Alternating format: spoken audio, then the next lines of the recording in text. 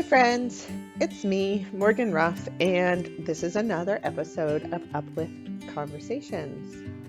Well, these all came out of the fact that I've really noticed there's just a tad bit of stress in our world right now. So much uncertainty and overwhelm, and yeah, I've been feeling it. And I think for many of us who've been serving in the role of societal change makers, we might have already been feeling run down and burned out, overwhelmed, maybe even unsure of how we were moving forward. And then we've added a global pandemic on top of that, and we're being asked to juggle even more. And oh boy, it's a lot. If you're feeling stressed or anxious or worried or depressed, or maybe you're just feeling all the feelings all at the same time, that's sort of like me, it's okay. You're not alone. These conversations are really my way of supporting this very, very uncomfortable growth period that so many of us are being forced into. So I just thought, well, why don't we explore all those simple life hacks, deep woo-woo, self-care, and what it means to be really growing in this period of change and uncertainty, and see what comes of them. I just wanted to give a shout out and say, we don't have to do this work alone. There is so much we can learn together. And if you want more, consider jumping over to my Facebook group, Uplift for Passionate Changemakers, where even more great stuff is being stirred up and brought forward.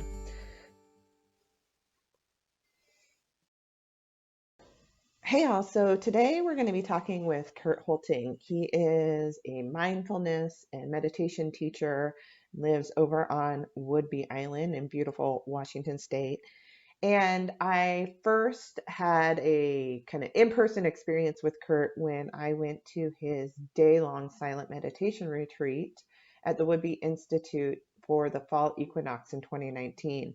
And, I've been meditating for a long time, but this brought my practice to a whole new level, just sitting in silence for an entire day.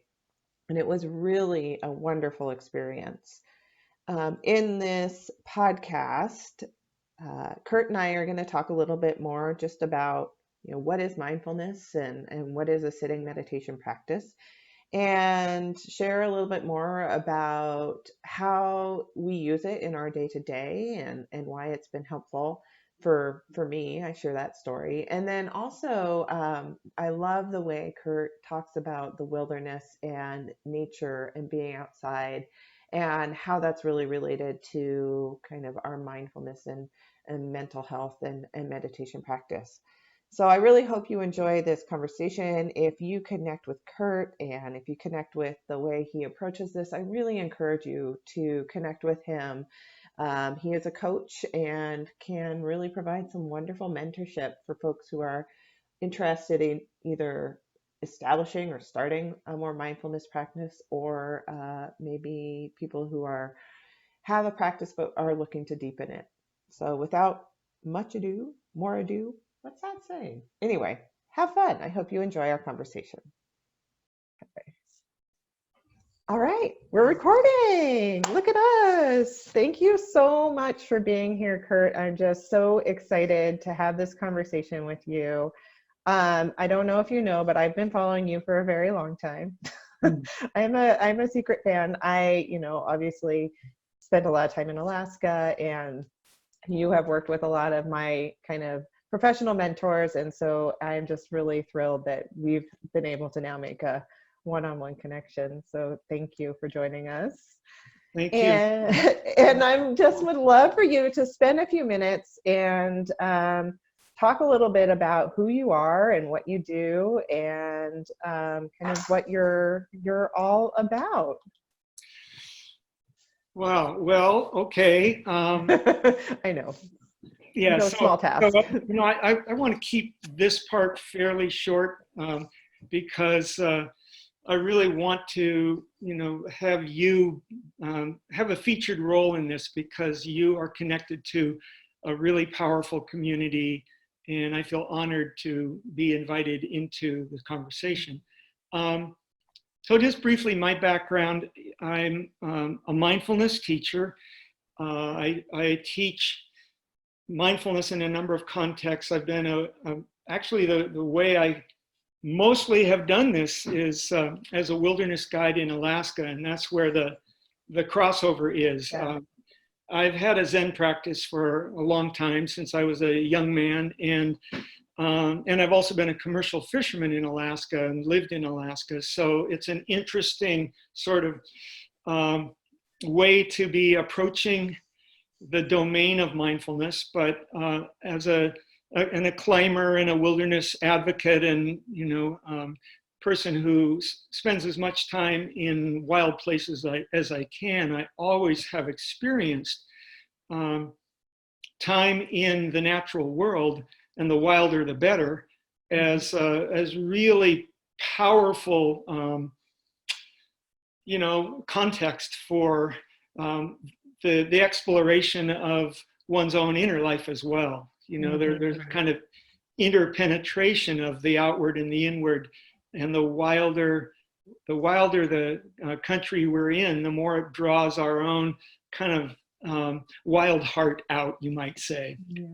So about 6 years ago, I started leading kayaking trips in Alaska, week-long kayaking trips that were structured as meditation retreats. So, we're on the paddle, we're moving camp, but we're also holding silence a lot of the time. And we start and finish the day with some mindfulness practice, and we'll talk more about what mindfulness practice is. Mm-hmm. So I've been doing that for a long time, and it's been a very beautiful way for me to bring together the things that I love. As a mindfulness practitioner and someone with a contemplative bent, obviously, I also love the outward striving and the commercial fishing and climbing. And there's a way in which mindfulness really naturally links up with those ways of life as well.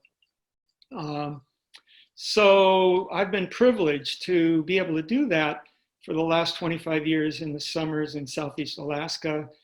But in the winter as well, I teach mindfulness a number of ways, primarily mindfulness-based stress reduction, the Jon Kabat-Zinn work, which I've been teaching in the VA hospital in Seattle for the last 12 plus years, and in other places. So those are the, that's the kind of unconventional context in which I teach.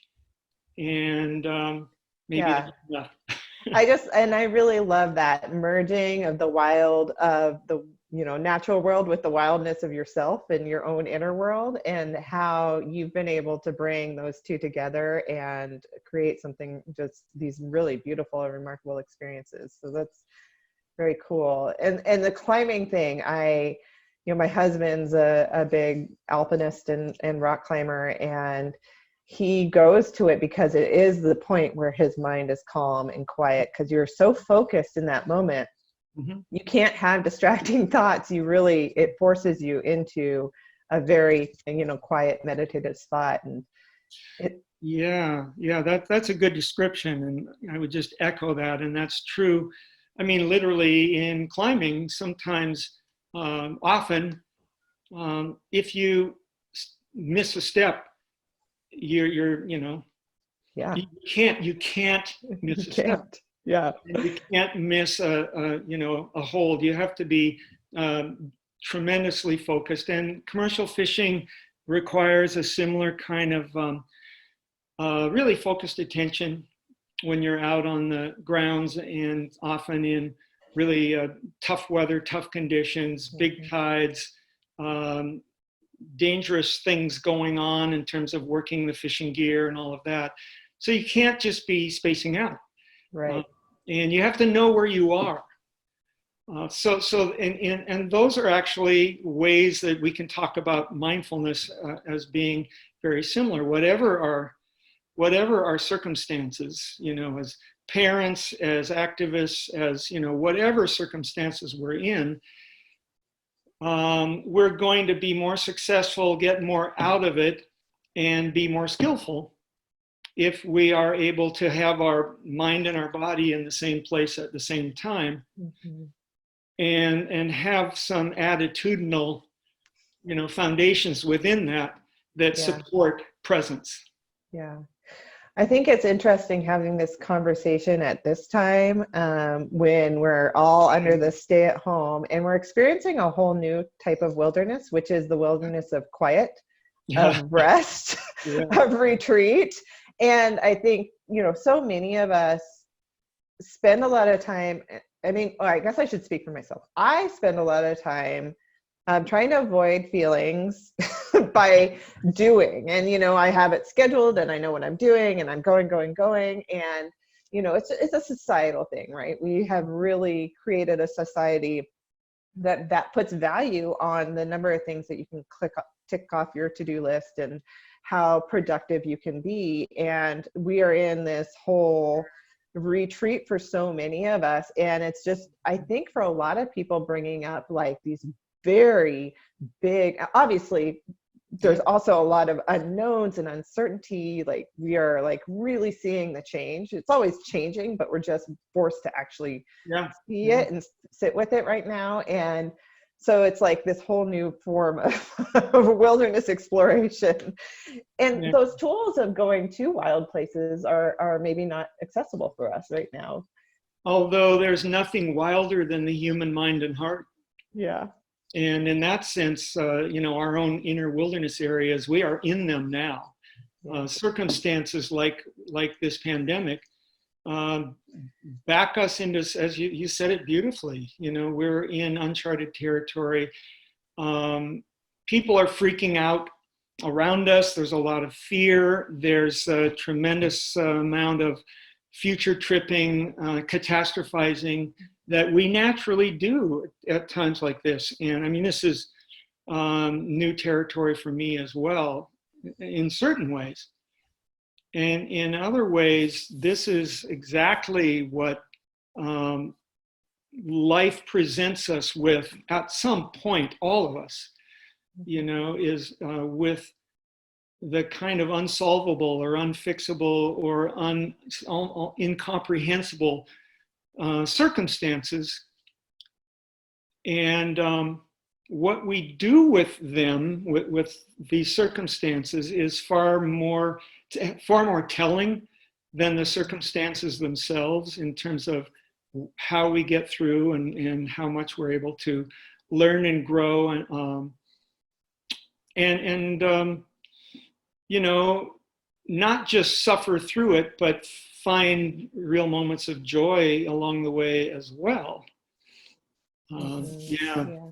Yeah. There's a moment of holding both the fear and the kind of uncertainty, but being able to hold that along with joy. Like you can have multiple kind of experiences or feelings at once. And there's some practice that for me, I've really had to practice that. That's something that didn't necessarily come naturally. And but just to recognize within one experience, it might be both good and extremely Right. bad, and that you can hold both those experiences at one time.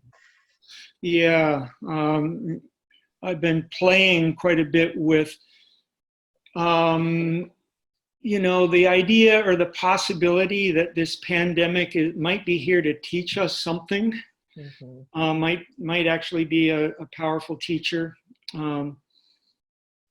One of my friends would describe the place that we are right now as being way out over our skis. I mean, coming into the pandemic, Yeah. how many thousands of times over the last several years in talking to friends or, neighbors or family, ask them how they are, and they'll just say, "Oh, I'm just so busy. I'm just so busy." Yeah. Yeah. I just, and it almost becomes a badge of honor to, competition to see who is the busiest. Mm-hmm. But is that sustainable? And all of the ways that we have sort of, through no fault of our own, really, I think, but because of a lot of forces in the culture and in technology. And, um, we have found ourselves pretty far out over our skis. Mhm. Um, I've been feeling that a lot too. So here's a strange intervention um, by the universe or by whatever, Mhm. whether we like it or not, to, I mean, it's, we can wish it wasn't happening, but here it is. And Right. since it's here, the question is always, what do we do with this? Mhm. Um, are we able to, in some way, as strange as it may sound, befriend the circumstances we're in rather than just habitually defaulting to resistance, resentment? Um, and, in a lot of ways, I think that is the whole kind of journey of mindfulness, um, is to turn toward, learn how to better and better turn toward rather than away Mhm. from what's actually going on with Mhm. curiosity rather than judgment. Right. Yeah, I've been reading a lot of Pema Chodron right now, When Things Fall Apart, and some another one about uncertainty. I'm like, yeah, those seem like good books to be like exploring right now.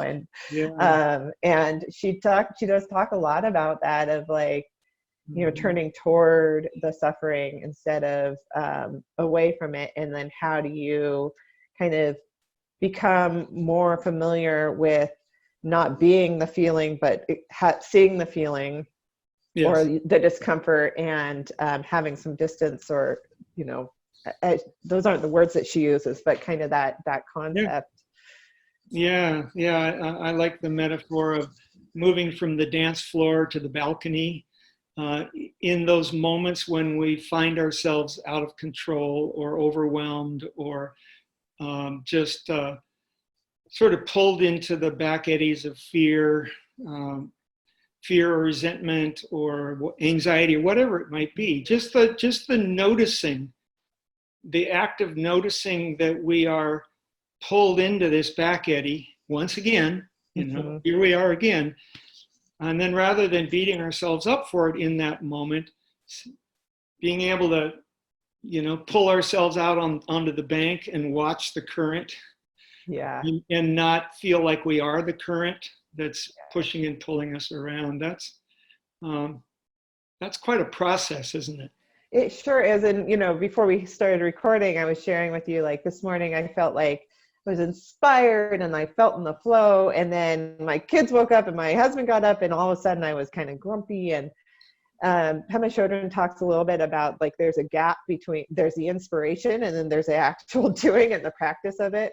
And Mm-hmm. sometimes I find I just want to stay in that little inspiration spot, Yes. but that the real practice is in the day-to-day minute little interactions. Like my daughter didn't have the waffle that she wanted this morning, and everything fell apart. And so like, and understanding how my reactions are, like noticing my reactions as those are coming up, and also like, how do I create so I was reading about compassion, how do I create the compassion in that moment when I'm like, just take the cereal instead of the waffle. Yes, yes, for sure. Yeah, and I think, And people so often think that when they think of any form of mindfulness or meditation, as being, the object is to become enlightened or to get to a really blissful place or really, relaxed, open place. And sometimes we'll stumble into that, into that neighborhood, but a lot of the time we're not. And, to be, it's so counterintuitive. It's so counterintuitive because our natural tendency is to want it to be this way and not want it to be that way. So when it's that way, our natural tendency is to recoil against it, to, try to block it out, to distract ourselves from it. And the counterintuitive and powerful uh, moment is when, as you said, oh, just to recognize in this moment I'm in a state of reactivity. In this moment I'm really pissed off at my kids, or I'm really, heaping some criticism on myself, or whatever. And that noticing is what is important, Mm. because in that moment of noticing, oh, here I am again, if we can do that in a certain way that doesn't then just heap judgment on top of that, if we can do it in a way that just kind of stops, like push pause, here I am, and then can say, this is a very human place to be. Everybody finds themselves stuck here all the time. I do all the time. What am I going to do with it? That's a moment of choice rather than just a moment of unconscious reactivity. And then then if we can sort of extend that pause for a few moments, take a breath, kind of look around, gather ourselves, then that's the beginning of the unsnarling, of a reactive moment. It's not about eliminating reactivity. It's just about bringing it to a conscious level, forgiving ourselves for it, and then working with it creatively and as skillfully as we can. Mm-hmm. So can you just talk a little bit about, so there's mindfulness and then there's meditation, and they're often used interchangeably. Like, what's the difference between those two? And, I feel like what we've been talking about is like a lot of the mindfulness, and then how does meditation connect Yeah, or play into that? yeah, yeah. Um, I'd say, just the simple answer to that is that mindfulness is a quality of mind and heart, a quality of attention that we can bring to any moment, a quality of attention that is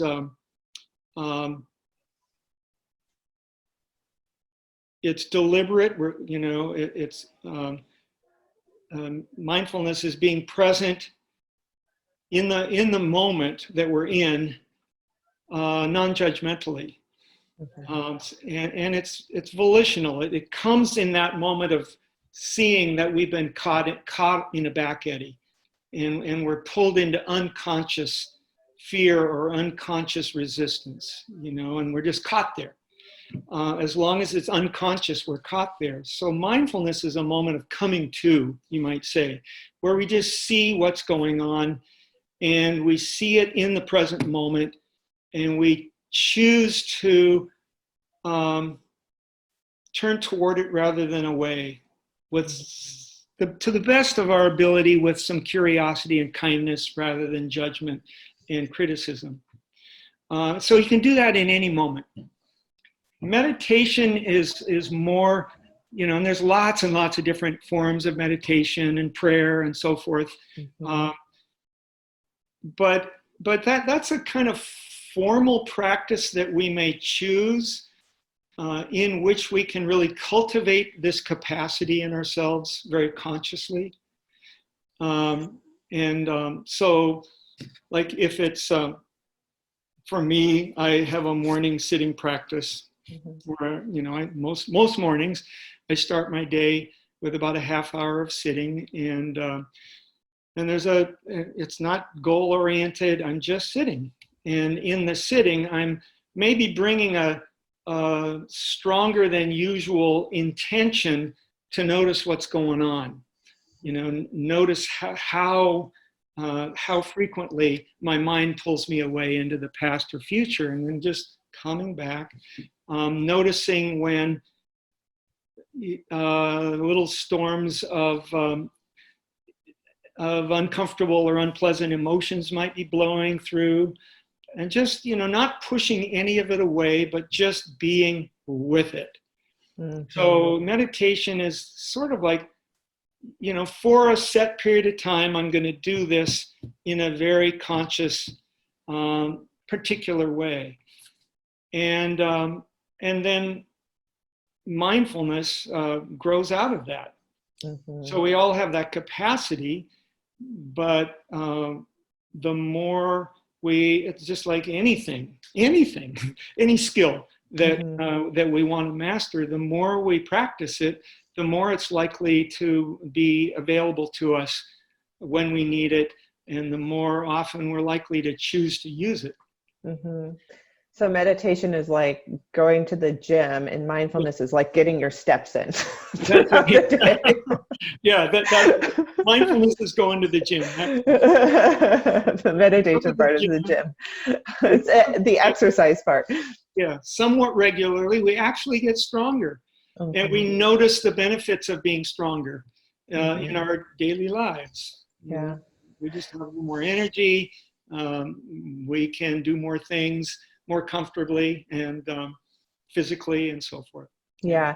Well, I mean, for me, like I started a mindfulness practice before I had a formal sitting meditation practice. And, that mindfulness was really cultivated over 5 to 7 years.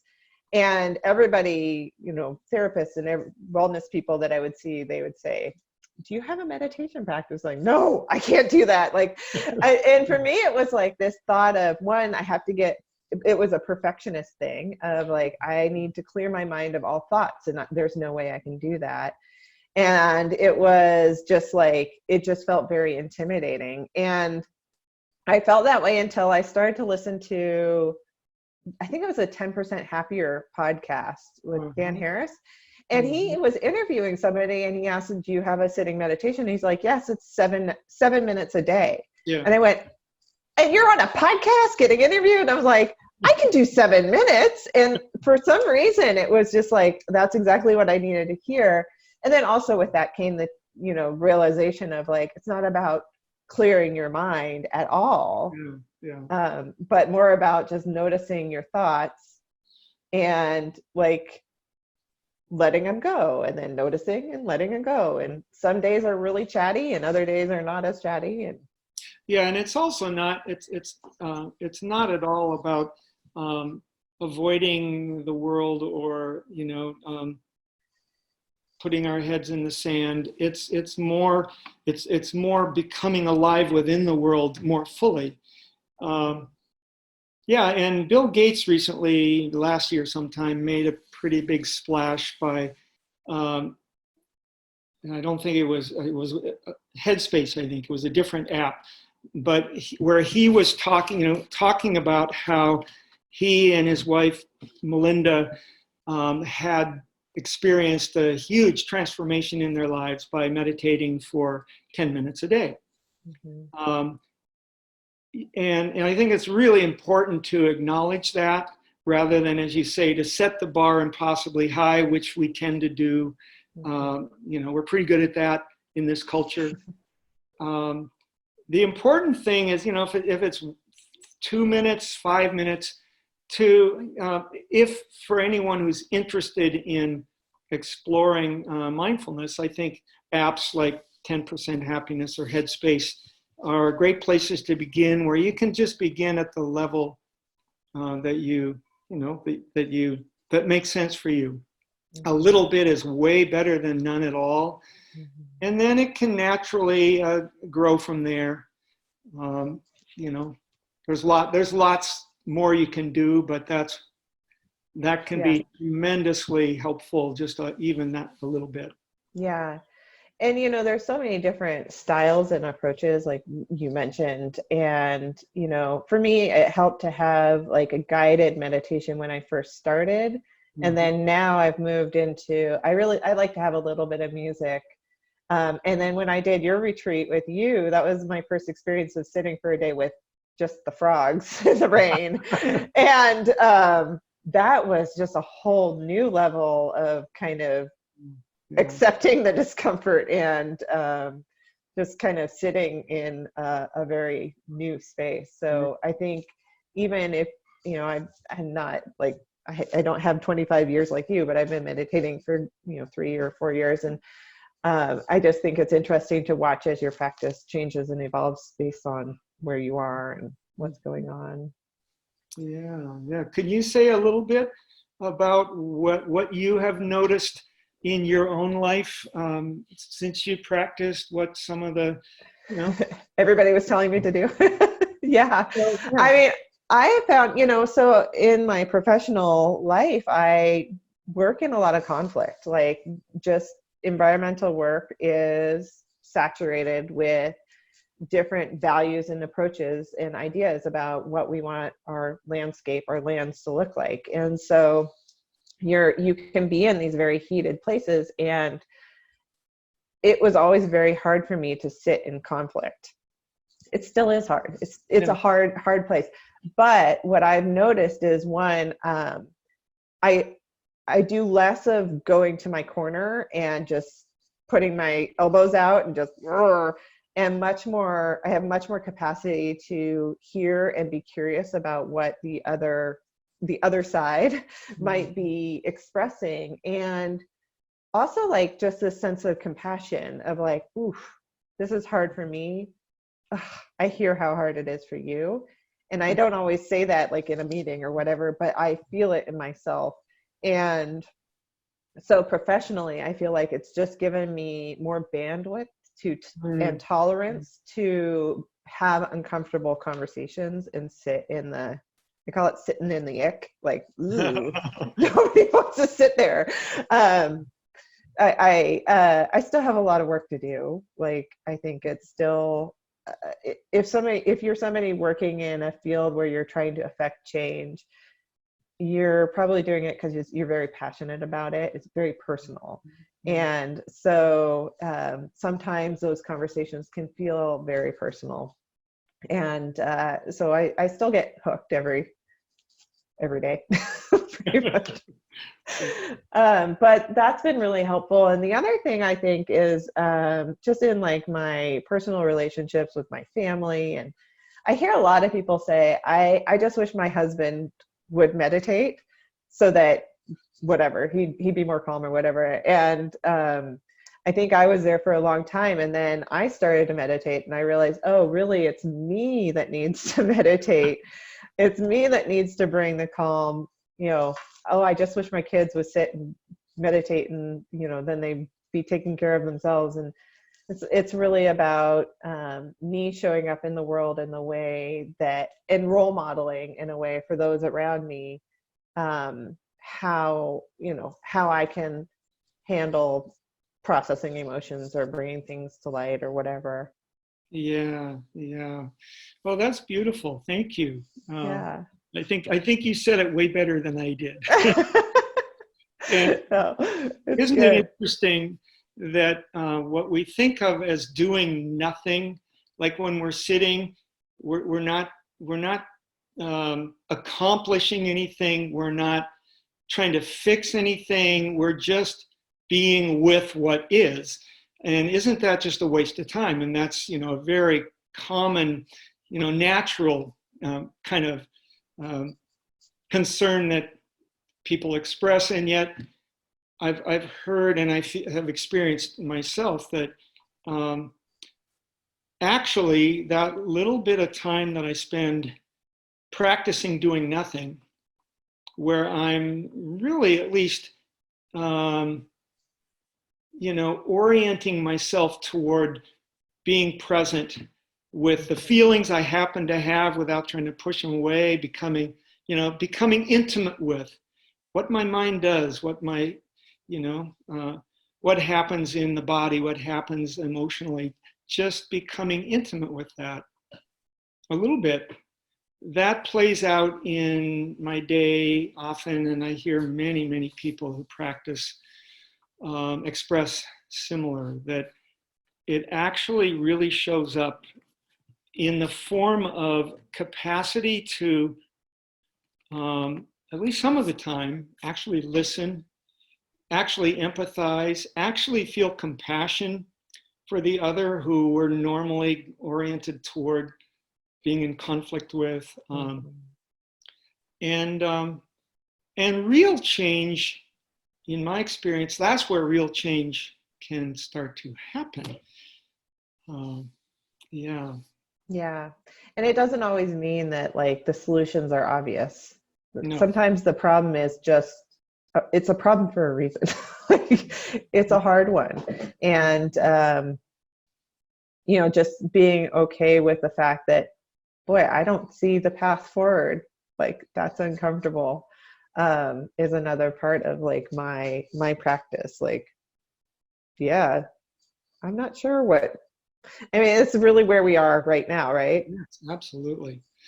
I have no idea what direction all this is heading. I don't know when my kids are going back to school or what's going to happen, but I'm going to try to be right now instead of, Yeah. wherever that may be in the future. Yeah. Our agenda making mind finds that intolerable, and Yeah. and yet that really is where we are. I mean, in a pretty radical way right now. We don't know. We don't know. I mean, right down to the baseline. We don't know if we're going to live or die. I Right. don't. If I get this, I'm in the demographic that has a decent chance I wouldn't make it through.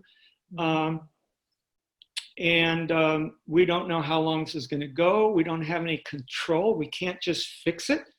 There isn't some quick medical or scientific fix. Nobody knows what this means. And I think where that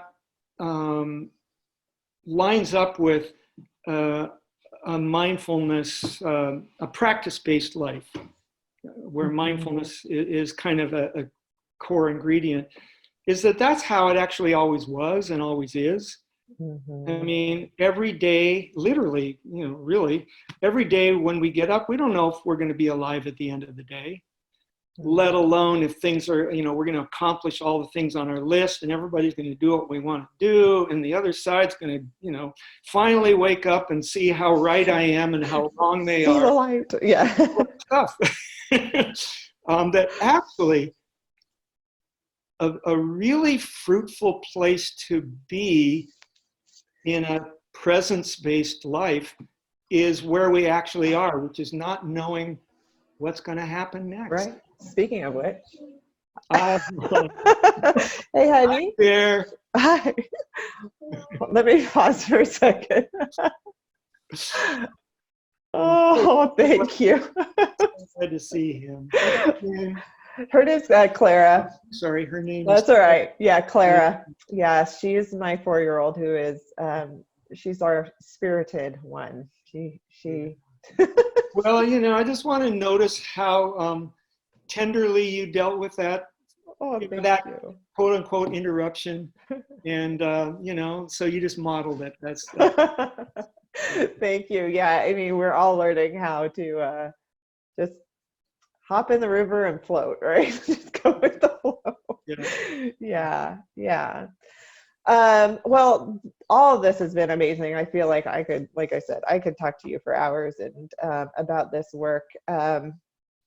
How can people learn more about you? Or do you have any way that people, if they're connecting with your message or your approach and style, like how can people connect more with you and resources? Yeah, well, thanks for asking. My website is insightpassages.com. Insight Passages is the name of my business in Alaska, my guide business.